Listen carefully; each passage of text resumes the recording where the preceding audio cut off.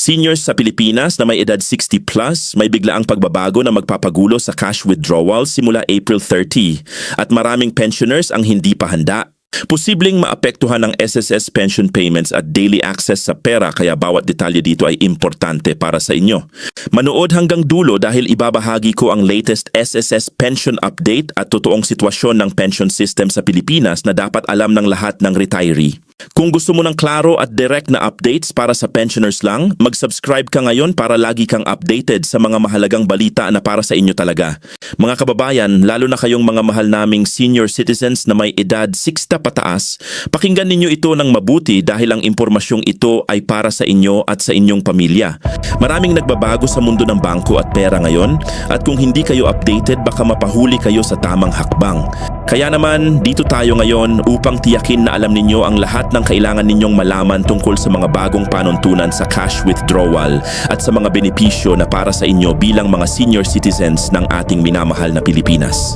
Simulan natin sa isang katotohanan na dapat nating harapin ng tapat. 3. Ayon sa United Nations mula 2025 hanggang 2030, ang mga matatandang Pilipino na may edad 60 pataas ay inaasahang bumubuo ng hindi bababa sa 10% ng kabuang populasyon ng bansa na nagpapakita na ang Pilipinas ay nagiging isang aging society. Ibig sabihin nito, kayong mga senior citizens ay hindi isang maliit na bahagi ng lipunan. Kayo ay isang malaking puwersa, isang mahalagang bahagi ng ating bansa at ang gobyerno ay may katungkulang pangalagaan kayo. Kaya naman ang mga pagbabago na ating tatalakayin ngayon ay hindi lamang batas. Ito ay mga hakbang patungo sa inyong proteksyon, kaligtasan at dignidad. Ngayon pag-usapan natin ang isa sa pinakaimportanteng pagbabago sa mundo ng bangko na direktang nakakaapekto sa lahat ng Pilipino, kasama na ang ating mga senior citizens.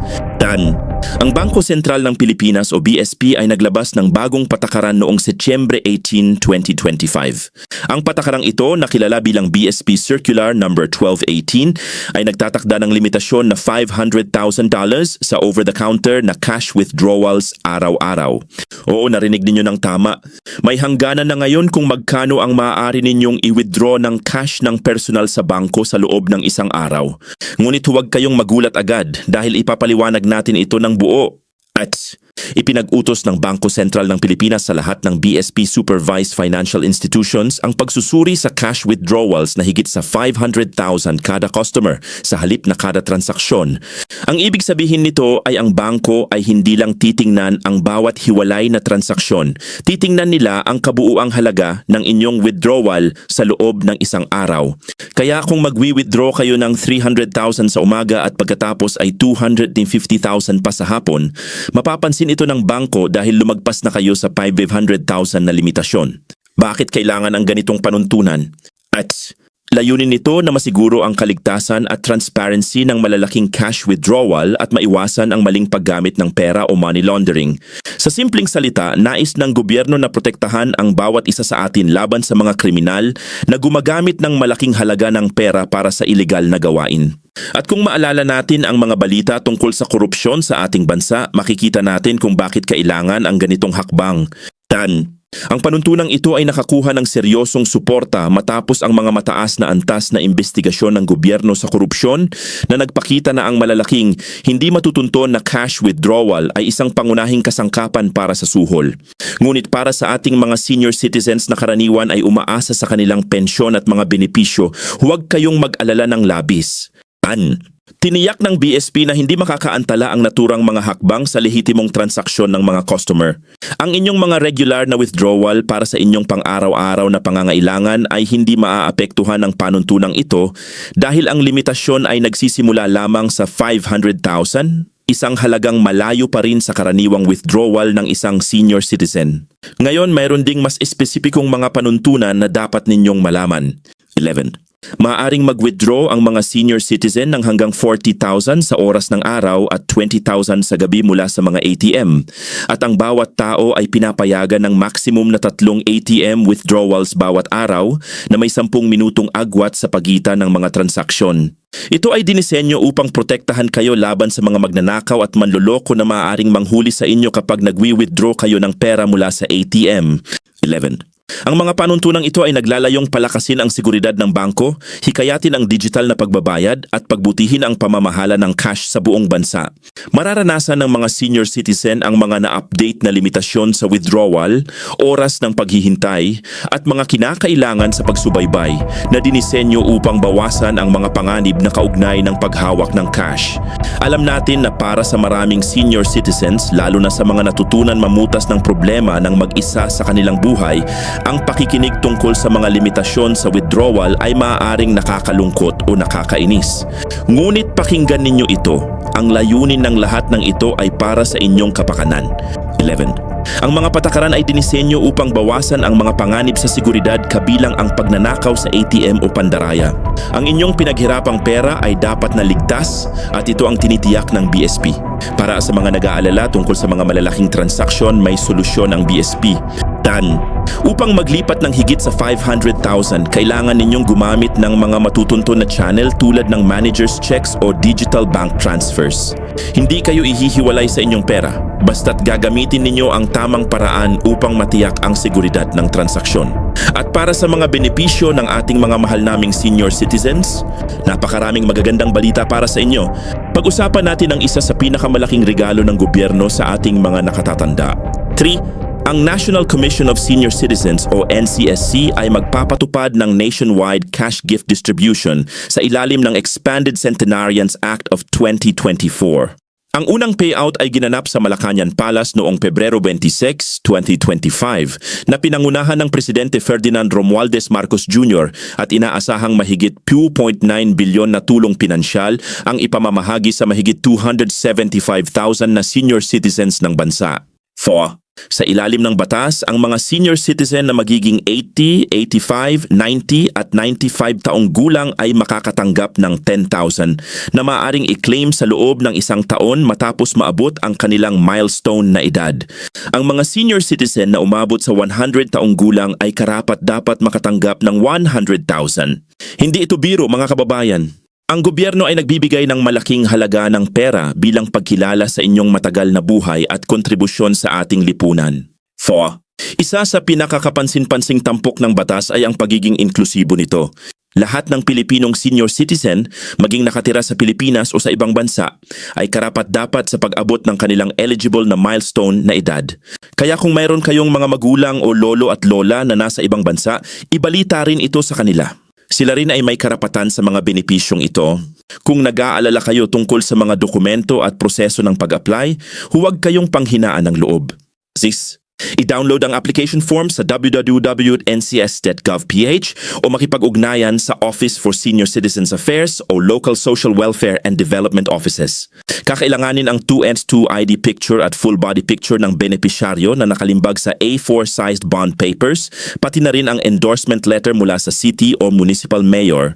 Tila marami ngunit sulit ang lahat ng ito para sa inyo. 4.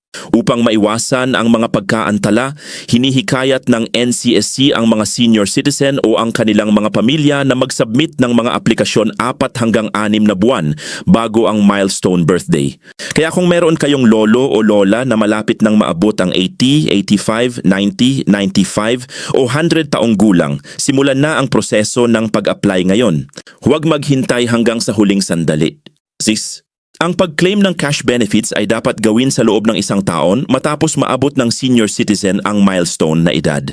Kung ang aplikante ay namatay bago ang kanilang kaarawan, hindi sila kwalipikado para sa mga benepisyo. Gayunpaman, ang mga senior citizens na hindi nakapag-apply para sa cash benefit at namatay pagkatapos maabot ang milestone na edad ay nananatiling kwalipikado. Ngayon, pag-usapan natin ang tungkol sa social pension, ang buwanang tulong pinansyal na ibinibigay ng gobyerno sa ating mga nangangailangan sa senior citizens.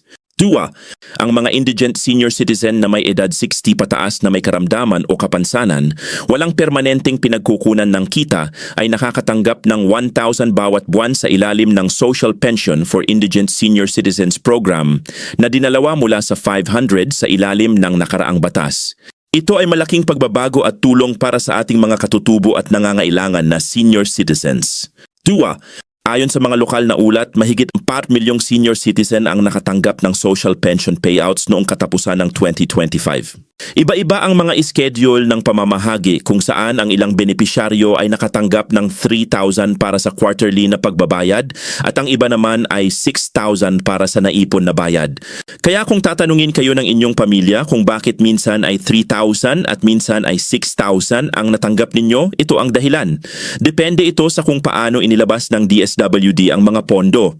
2. Tanging ang mga indigent seniors na walang pensyon mula sa SSS o GSIS, walang matatag na kita at walang suporta mula sa pamilya ang karapat-dapat sa stipend na ito ayon sa DSWD. Kaya kung kayo ay may iba pang pensyon mula sa SSS o GSIS, hindi kayo karapat-dapat sa social pension. Ngunit ang magandang balita ay mayroon pa ring iba pang mga benepisyo para sa inyo. Para sa ating mga SSS pensioners, napakahalaga ng pag-update na ito. 2. Simula Setyembre 2025, nagpatupad ang Social Security System ng isang makasaysayang pension reform program na may phased increases hanggang Setyembre 2027. Kabilang dito ang pagtaas ng pensyon para sa mga retirado, kapansanan at mga naulila. 2. Ang reforma ay hindi nagpapataas ng mga kontribusyon. Ito ay pinunduhan sa loob ng sistemang SSS. Ibig sabihin, mas malaki ang inyong matatanggap na pensyon nang hindi nagdadagdag ng karagdagang bayad. Panf. Ayon kay Presidente Marcos, ang gobyerno ay matibay na kinikilala ang mahahalagang hamon na kinakaharap ng mga senior citizens ng bansa dahil 73% ng mga ito ay nakasalalay pa rin sa kanilang mga anak para sa suporta, 50% ay nagbabayad para sa kanilang mga gastos sa pangangalagang pangkalusugan at marami sa kanila ang patuloy na nagdurusa mula sa hindi sapat na pangmatagalang pag-aalaga. Ang mga bilang na ito ay nagpapakita kung gaano kaseryoso ang mga hamon na kinakaharap ng ating mga nakatatanda at bakit napakahalagang malaman ng bawat senior citizen ang lahat ng mga benepisyong kanilang nararapat. Para sa mga nakatira sa lungsod ng Maynila, may espesyal na balita din para sa inyo. 12. Si Manila Mayor Honey Lacuna ay pumirma ng Ordinance 9081 na nagpapalaki ng buwanang cash benefit ng mga senior citizens ng lungsod mula sa kasalukuyang 500 hanggang 1,000 epektibo Enero 2025. Ang payout ay magsisimula sa Marso 2025 at ang cash allowance ay ipamamahagi bawat quarter. Ito ay isang malaking regalo mula sa lungsod ng Maynila sa kanilang mga matatanda at dapat ninyong samantalahin ang benepisyong ito kung kayo ay residente ng lungsod. 10.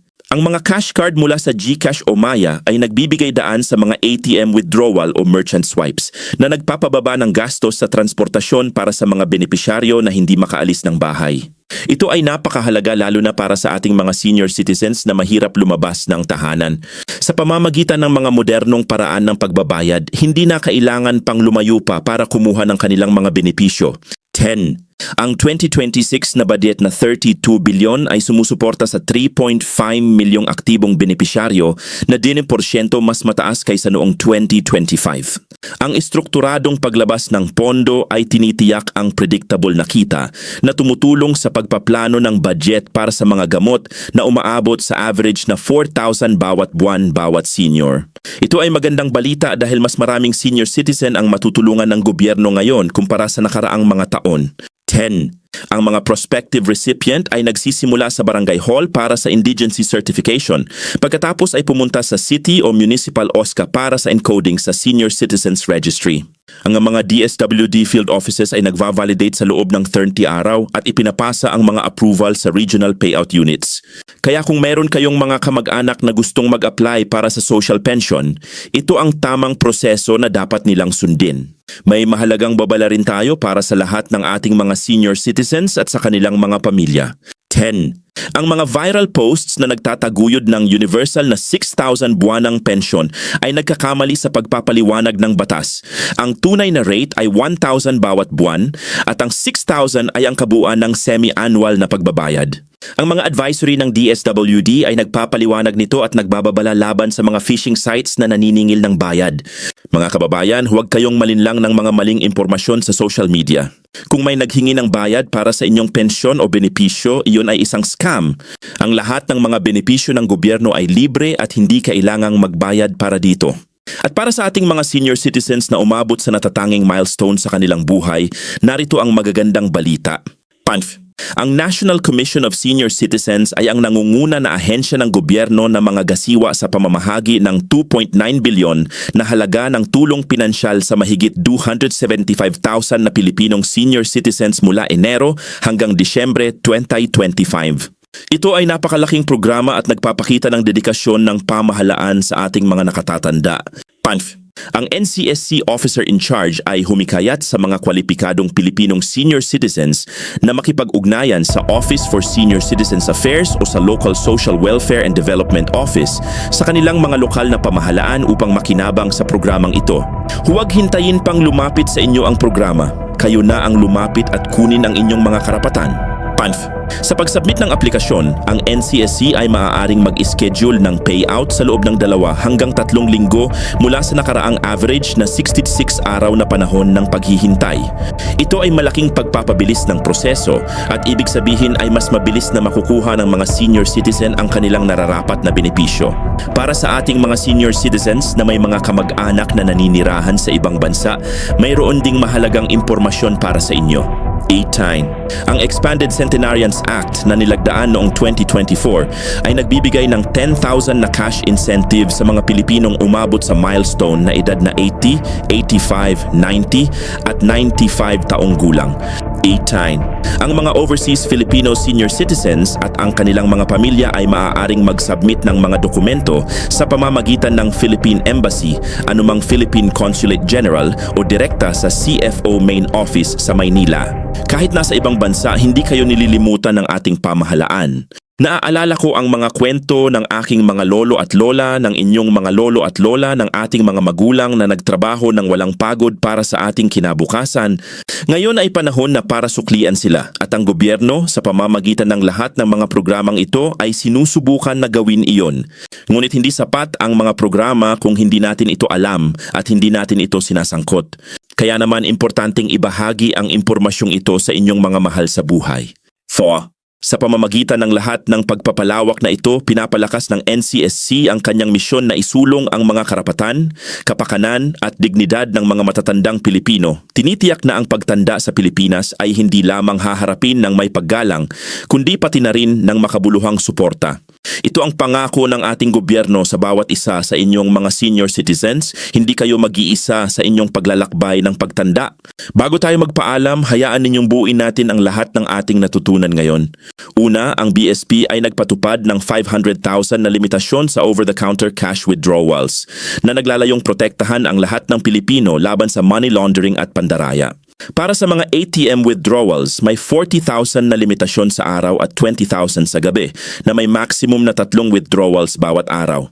Pangalawa, ang Expanded Centenarians Act ay nagbibigay ng 10,000 sa mga senior citizen na umabot sa 80, 85, 90 at 95 taong gulang at 100,000 sa mga umabot sa 100. Pangatlo, ang social pension para sa mga indigent senior citizen ay 1,000 bawat buwan na pinagdudalawa mula sa nakaraang 500. At pang-apat, ang SSS pension ay patuloy na tumataas sa pamamagitan ng Pension Reform Program.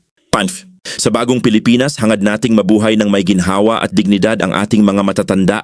Ito ang bisyon ng ating pamahalaan at ito rin ang dapat na maging layunin ng bawat pamilya. Tiyakin na ang ating mga nakatatanda ay nabubuhay ng may dignidad, may sapat na pera at may kaalaman sa lahat ng kanilang mga karapatan at benepisyo. Mga kababayan, huwag hayaang lumipas ang mga pagkakataong ito nang hindi ninyo sinasagot ang mga ito. I-share ang video na ito sa inyong mga magulang, sa inyong mga lolo at lola, sa inyong mga kapitbahay na senior citizens. Tulungan natin ang isa't isa dahil iyon ang tunay na diwa ng pagiging Pilipino. At kung mayroon kayong mga katanungan, huwag mahiyaang lumapit sa inyong barangay hall, sa OSCA o sa pinakamalapit na DSWD office sa inyo. Ang inyong mga karapatan ay naghihintay, kunin ninyo ito.